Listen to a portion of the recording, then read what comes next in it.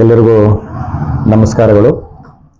ಶ್ರೀ ಭಗವತಿ ಭದ್ರಕಾಳಿ ದೇವಿ, ಶ್ರೀ ನಾಗಮ್ಮ ದೇವಿ ಅಮ್ಮನವರ ಪಾದಾರವಿಂದಗಳಿಗೆ ನಮಸ್ಕರಿಸುತ್ತಾ, ಶ್ರೀ ಗುರು ವೀರ ಬ್ರಹ್ಮೇಂದ್ರ ಸ್ವಾಮಿಗಳ ಪಾದಾರವಿಂದಗಳಿಗೆ ನಮಸ್ಕರಿಸುತ್ತಾ, ಗುರು ಬ್ರಹ್ಮ ಗುರು ವಿಷ್ಣು ಗುರುದೇವ ಮಹೇಶ್ವರ ಗುರು ಸಾಕ್ಷಾತ್ ಪರಬ್ರಹ್ಮ ತಸ್ಮೈ ಶ್ರೀ ಗುರುವೇ ನಮಃ ಗುರುಗಳಿಗೆ ನಮಸ್ಕರಿಸುತ್ತಾ, ಈಗ ಭಗವತಿ ಭದ್ರಕಾಳಿ ದೇವಿ ನಾಗಮ್ಮ ದೇವಿ ಮಹಾಶಕ್ತಿ ಪೀಠ ವತಿಯಿಂದ ಬರುವಂತಹ ಸೋಮವಾರ ಹುಣ್ಣಿಮೆಯ ಪ್ರಯುಕ್ತ ಶ್ರೀ ವಿಘ್ನೇಶ್ವರ ನವಗ್ರಹ ಹೋಮ ಮತ್ತು ಶ್ರೀ ಭದ್ರಕಾಳಿ ದೇವಿ ಶ್ರೀ ನಾಗಮ್ಮ ದೇವಿಯರ ಹೋಮ ಇರುತ್ತೆ. ಆ ಹೋಮದಲ್ಲಿ ಎಲ್ಲ ಭಕ್ತಾದಿಗಳು ತಾಯಿ ಮಕ್ಕಳಾದಂಥ ತಾವೆಲ್ಲರೂ ಬಂದು ಆ ಹೋಮದಲ್ಲಿ ಕುಂತು ತಮಗಿರ್ತಕ್ಕಂಥ ಎಲ್ಲ ಕಷ್ಟಗಳನ್ನು, ಎಲ್ಲ ನೋವುಗಳನ್ನು, ಎಲ್ಲ ದುಃಖಗಳನ್ನು ತಾಯಿ ಮುಂದೆ ಕುಂತು ಸಂಕಲ್ಪ ಮಾಡಿ ಆ ಒಂದು ಹೋಮದಲ್ಲಿ ಭಾಗಿಯಾಗಿ ನಿಮ್ಮ ಎಲ್ಲ ಕಷ್ಟ ಕಾರ್ಪಣ್ಯಗಳು ನಿವಾರಣೆ ಆಗುತ್ತೆ. ತಾಯಿ ಆಶೀರ್ವಾದ ಯಾವಾಗಲೂ ನಿಮಗೆ ಸದಾ ಇರುತ್ತೆ ಅಂತ ನಾನು ಒಬ್ಬ ಪೀಠದ ಧರ್ಮದರ್ಶಿಯಾಗಿ ಹೇಳೋದಕ್ಕೆ ಈ ಒಂದು ಮೂಲಕ ಇಚ್ಛೆ ಪಡ್ತಾ ಇದ್ದೀನಿ. ಮತ್ತು ಮುಂದಿನ ಕಾರ್ಯಕ್ರಮ 9 ಗಂಟೆಯಿಂದ 10:30 ಸುಮಾರು 11 ಗಂಟೆ ತನಕ ಹೋಮ ಮುಕ್ತಾಯವಾಗುತ್ತೆ. ಮಹಾಮಂಗಳಾರತಿ, ತೀರ್ಥ ಪ್ರಸಾದವಿರುತ್ತೆ. ತೀರ್ಥ ಪ್ರಸಾದ ಆದ ನಂತರ ಭದ್ರಕಾಳಿ ಅಮ್ಮನವರನ್ನು ಮೆರವಣಿಗೆ ಮುಖಾಂತರ ತಾಯಿ ಮೆರವಣಿಗೆಯನ್ನು ಮಾಡುತ್ತಾ, ಮೆರವಣಿಗೆ ಮುಖಾಂತರ ಬಂದಿರತಕ್ಕಂಥ ಭಕ್ತರ ಸಮಸ್ಯೆಯನ್ನು, ತಮ್ಮ ಪ್ರಶ್ನೆಗಳನ್ನು, ತಮಗಿರ್ತಕ್ಕಂತಹ ನೋವುಗಳನ್ನು ತಾಯಿ ಮುಂದೆ ಪ್ರಶ್ನೆ ಇಟ್ಟಾಗ ನಿಮ್ಮ ಕಷ್ಟಗಳಿಗೆ ತಾಯಿ ಮುಖಾಂತರ ಉತ್ತರ ಸಿಗುತ್ತೆ. ಮಾಟ ಮಂತ್ರ ಆಗಿದೆಯಾ, ಇಲ್ಲಾಂದರೆ ಸರ್ಪದೋಷ ಇದೆಯಾ, ಇಲ್ಲಾಂದರೆ ನರದೃಷ್ಟಿ ಕಣ್ಣುದೃಷ್ಟಿ ಇದೆಯಾ ಅನ್ನೋದ್ರ ಬಗ್ಗೆ ತಾಯಿ ಕಡೆಯಿಂದ ಉತ್ತರ ಸಿಗುತ್ತೆ.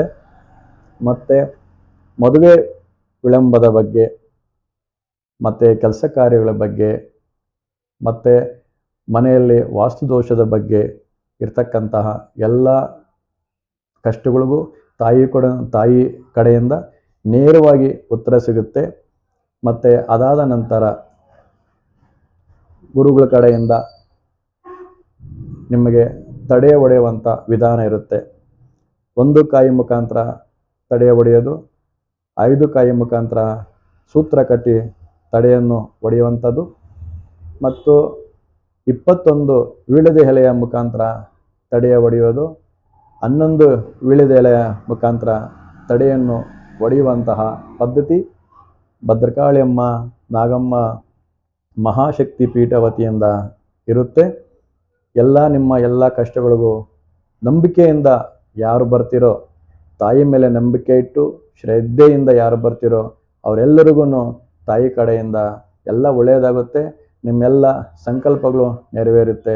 ಮತ್ತು ಇನ್ನೊಂದು ವಿಶೇಷವಾಗಿ ಆ ಒಂದು ಕ್ಷೇತ್ರದಲ್ಲಿ ಸಂಕಲ್ಪದ ಪ್ರಸಾದವನ್ನು ತಮ್ಮ ಕೈಗೆ ಕೊಟ್ಟು ಸಂಕಲ್ಪ ಮಾಡಿ, ಏನು ನೀವು ಸಂಕಲ್ಪ ಮಾಡ್ತಾ ಇದ್ದೀರಾ ಅನ್ನೋದ್ರ ಬಗ್ಗೆ ನೀವು ತಿಳ್ಕೊಂಡು ಆ ಸಂಕಲ್ಪದ ಕಾಯಿ ಅಮ್ಮನ ಹತ್ರ ಇಟ್ಟು ಆ ಕಾಯಿನ ದೇವಾಲಯ ಹತ್ರ ಮುಂದೆ ಕಟ್ಟುವುದರಿಂದ ನಿಮ್ಮ ಸಂಕಲ್ಪಗಳು ನೆರವೇರುತ್ತೆ.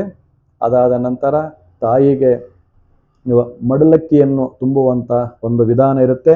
ಮಡಲಕ್ಕಿ ತುಂಬುವಂಥ ವಿಧಾನ ಅಂತಂದರೆ, ನೀವು ಏನು ಅಂದ್ಕೊಂಡಿರ್ತೀರೋ ಆ ಒಂದು ಕೆಲಸ ನೆರವೇರಿಸ್ಕೊಡಮ್ಮ ನನಗೆ ಅಂತ ತಾಯಿಯಲ್ಲಿ ಪ್ರಶ್ನೆ ಇಟ್ಟಾಗ ತಾಯಿ ನಿಮ್ಗೆ ಆಶೀರ್ವಾದ ಮಾಡ್ತಾಳೆ. ಅದರ ಮುಖಾಂತರ ಫಸ್ಟನ್ನು ನೀವು ಸಂಕಲ್ಪ ಮಾಡುವ ಸಂದರ್ಭದಲ್ಲಿ ಆ ಒಂದು ಮಡಲಕ್ಕಿ ತುಂಬಬಹುದು. ಮತ್ತು ನಿಮ್ಮ ಅನಿಸಿಕೆಗಳು, ಸಂಕಲ್ಪಗಳು ನೆರವೇರಿದ ಮೇಲೆ, ನಿಮ್ಮ ಕೆಲಸ ಆದಮೇಲೆ ಆ ಒಂದು ತಾಯಿಗೆ ಮಡಲಕ್ಕಿಯನ್ನು ಸಹ ನೀವು ತುಂಬಬಹುದು.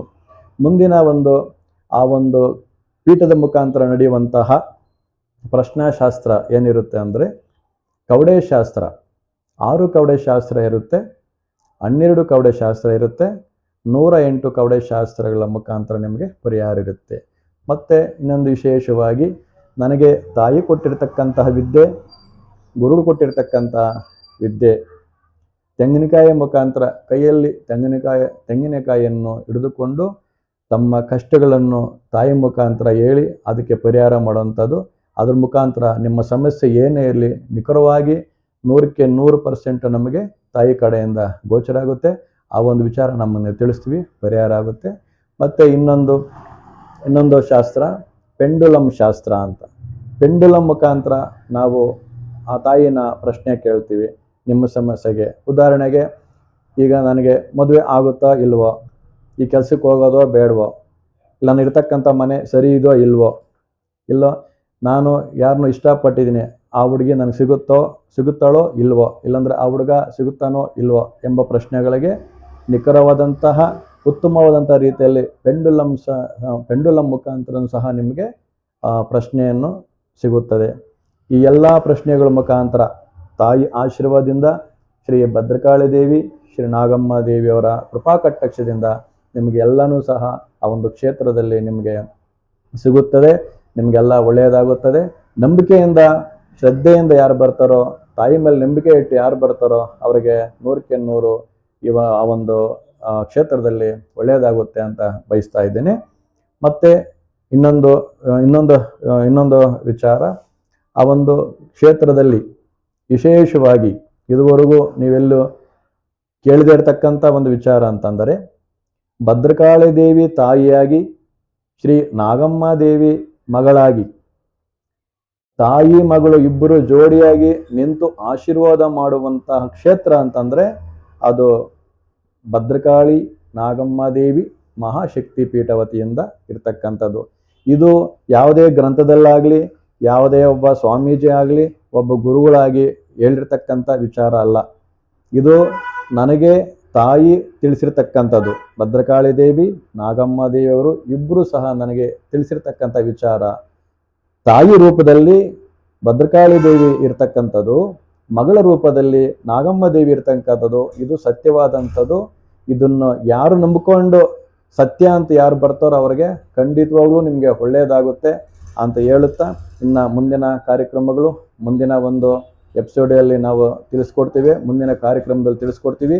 ಈಗ ಕೊನೆಯದಾಗಿ ನಾಳೆ ಇರತಕ್ಕಂತಹ ಸೋಮವಾರ ವಿಶೇಷ ಆದಂಥ ಹುಣ್ಣಿಮೆ 29ನೇ ತಾರೀಕು 9 ಗಂಟೆಯಿಂದ 11 ಗಂಟೆ ತನಕ ಹೋಮ ಇರುತ್ತೆ, ತೀರ್ಥ ಪ್ರಸಾದ ಇರುತ್ತೆ. 11 ಗಂಟೆಗೆ ಭದ್ರಕಾಳಿ ಅಮ್ಮನವ್ರ ಕಡೆಯಿಂದ ನಿಮ್ಮೆಲ್ಲ ಪ್ರಶ್ನೆಗಳಿಗೂ ಉತ್ತರ ಸಿಗುತ್ತೆ.